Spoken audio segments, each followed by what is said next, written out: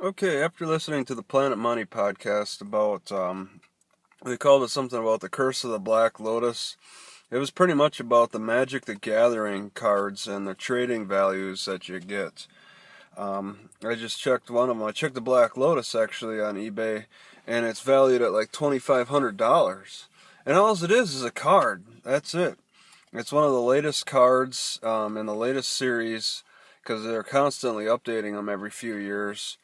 And people have to have the newest ones because apparently they got some professional types of trading groups who play and they discard the old cards. But it's interesting. I felt a little disappointed on the report because I would have liked them to have talked more about how people are killing themselves over some cards. If you type in murder and Magic the Gathering, you'll find some articles on it. One they say the guy is a reporter, but one guy was killed and had his cards stolen from him, and apparently the cards were worth roughly $100,000. Okay. On another note, in a particular city, I found these Pokemon cards on the side of the road. Okay, here's a description. I looked them up on eBay.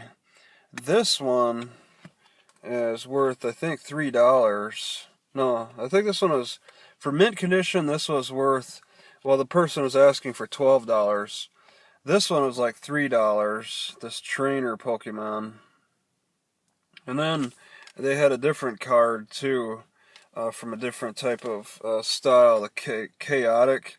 This is worth about $2 or $3 too, and mint condition, I believe, on eBay.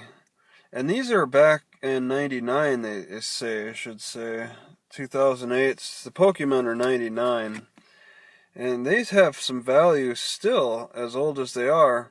And I found them on the side of the road. I didn't really seriously look for any others. I think I saw one that was a little more battered, so I passed it up. But I thought it was strange to see them on the side of the road, especially for 1999. It could have been like somebody was really angry with the collector in some way and tossed them. They had to know that they had some value, much like a baseball card or something. But these Magic the Gathering cards really have a lot of value, and people are killing each other for them in some ways. I was approached by a librarian at a particular library one day, and she was telling me about how there's this the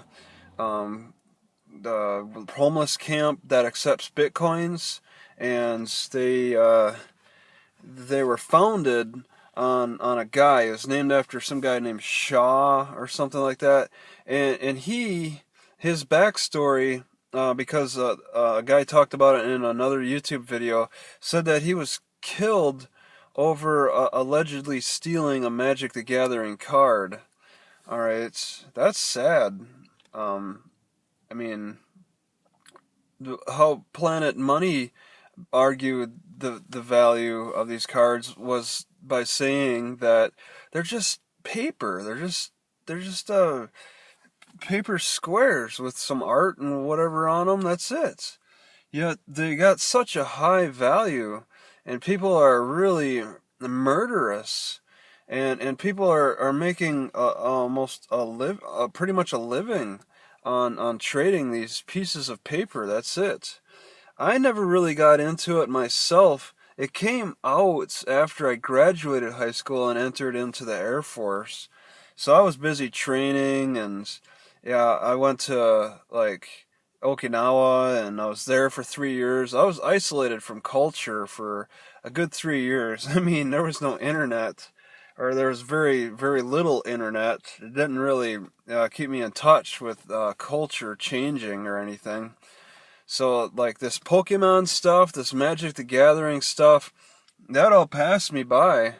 And so I just largely ignored it, and then I just never really grew interested in it. But I do find some aspects of interesting in how it influences people's behavior today. It never influenced my behavior growing up.